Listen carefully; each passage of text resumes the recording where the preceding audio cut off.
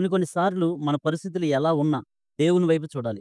కానీ కొన్ని కొన్ని పరిస్థితులు, బాధలు ఎలా ఉంటాయంటే, శ్రమలు ఎలా ఉంటాయంటే, వాటిని ఎదుర్కోవడానికి, వాటిని ఢీకొట్టడానికి మనకున్న బలం చాలదు. మనకున్న డబ్బు చాలదు. మనకున్న పలుకుబడి చాలదు. మనకున్న ఆరోగ్యం చాలదు. అట్టి పరిస్థితిలో మనం ఏం చేయాలి? దేవుని వైపే చూడాలి. అలాంటి పరిస్థితుల్లో దేవుని వైపు చూస్తే ఎలా జరుగుతుంది? ఏం జరుగుతుంది? మనకి సాల్వ్ అవుద్దా అన్న నమ్మకం ఉండకపోయినప్పటికీ దేవుని వైపే చూడాలి. ఎందుకు అంటే శక్తికి మించిన బలం దేవుడు మనకి అనుగ్రహిస్తేనే దాన్ని మనం సాల్వ్ చేయగలం. దాన్ని మనం ఢీకొట్టగలం. Praise the lord. ప్రభు నామములో యేసుక్రీస్తు నామములో అందరికీ శుభము, జయము కలుగును గాక. దేవుడు మనకు ఈరోజు ఇచ్చిన వాక్య భాగం రెండో దినవృత్తాంతాల గ్రంథం 20 అధ్యాయము 12వ వచనం చూద్దాం. మా దేవా, నీవు వారికి తీర్పు తీర్చవా? మా మీదకి వచ్చి ఈ గొప్ప సైన్యముతో యుద్ధము చేయుటకు మాకు శక్తి చాలదు.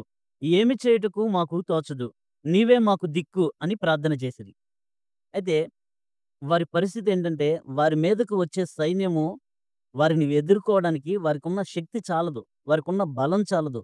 ఎందుకంటే శత్రు సైన్యం వారు అనేక మంది. వారికి ఎటూ తోచడానికి ఏమీ చాలదు. అసలు ఏం చేయాలన్న ఆలోచన కూడా రావడానికి ఆలోచనే లేదు. అటువంటి పరిస్థితిలో ఉన్నారు. అటువంటి పరిస్థితుల్లో ఉన్నప్పుడు వారు దేవుని వైపు కన్నులెత్తి చూశారు. మనకు ఒక్కొక్కసారి అలాంటి పరిస్థితులొస్తాయి. మనం ఏం చేయడానికి గూడా తోచదు.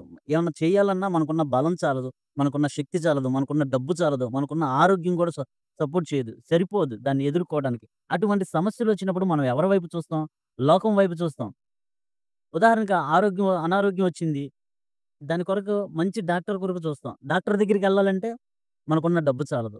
మనకున్న శక్తి చాలదు. మనకున్న బలం చాలదు. ఏదైనా ప్రాబ్లమ్ వచ్చింది. పోలీస్ స్టేషన్‌కెళ్ళాలంటే మనకున్న పలుకుబడి చాలదు. అటువంటి దిక్కులేని పరిస్థితుల్లో వారు ఎలాంటి ప్రార్థన చేశారంటే, ప్రభువా, నీవే మాకు దిక్కు.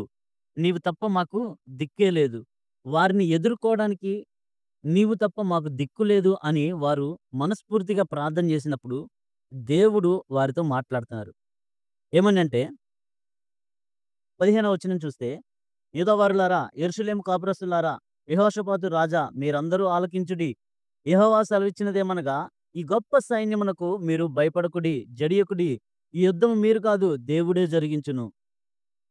అంటే అటువంటి పరిస్థితుల్లో, అలాంటి క్లిష్ట పరిస్థితుల్లో దేవునికి మొరపెట్టగా దేవుడు సమాధానం ఇస్తున్నాడు. ఏంటంటే, మీరు వాళ్ళని చూసి భయపడొద్దు, జడియొద్దు. ఆ యుద్ధం మీరు కాదు, నేను చేస్తానని చెప్పి దేవుడు మాట్లాడుతున్నాడు. అయితే మనం అలాంటి పరిస్థితుల్లో దేవుని వైపు చూస్తే మనకేం కలుగుతుంది?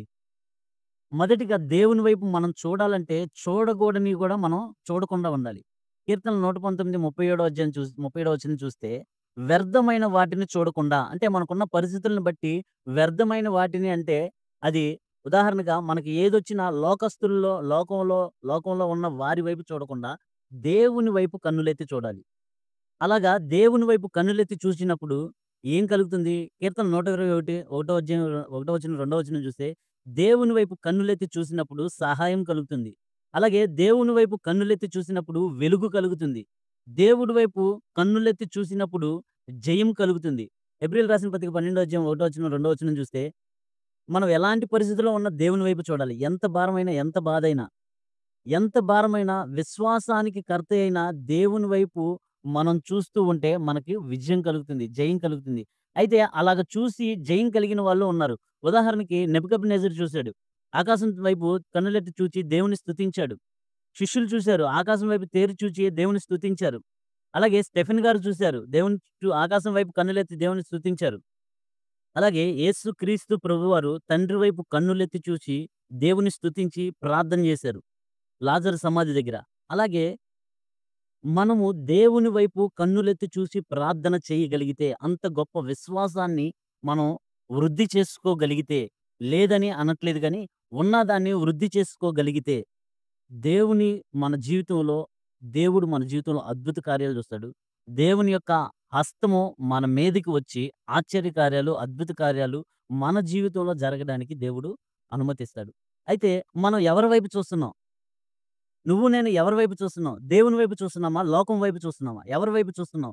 మనల్ని మనం పరిశీలించుకోవాలి. మనల్ని మనం పరీక్షించుకున్నప్పుడు, మనం ఎవరి వైపు చూస్తున్నామన్నది దేవుడు మనకు తెలియజేసినప్పుడు, ఆ తెలియజేసినప్పుడు దేవుడు మనం లోబడినప్పుడు, దేవుని వాక్యానికి లోబడినప్పుడు మనం మన జీవితంలో అద్భుత కార్యాలు చూస్తాం. లేదు లోకం వైపు చూసామా, లోకం వైపు లోతు భార్య చూసింది. తిరిగి ఉప్పు స్తంభం అయిపోయింది. అంటే దేనికి పనికిరాని పరిస్థితుల్లోకి మనం గూడా వెళ్ళిపోతాం లోకం వైపు చూస్తే. అలా లోకం వైపు చూడకుండా నిత్య జీవాన్ని అనుగ్రహించే దేవుని వైపు మనం చూడగలిగితే నిత్య జీవం మనకి దేవుడు అనుగ్రహిస్తాడు. జీవము కలిగిన కార్యాలు మనం ఈ లోకంలో గూడా చూడ్డానికి దేవుడు అనుమతిస్తారు. ఇట్టి కృప నువ్వు, నేను, మన కుటుంబంలో ఉన్న వారికి దేవుడు దయచేయును గాక. ఆమేన్. Praise the lord. ప్రభు నామంలో అందరికీ శుభము, జయము కలుగును గాక. ఆమేన్. సమస్త ఘనత, మహిమ ప్రభువైన యేసుక్రీస్తు నామంలో తండ్రికే చెందును గాక. ఆమేన్.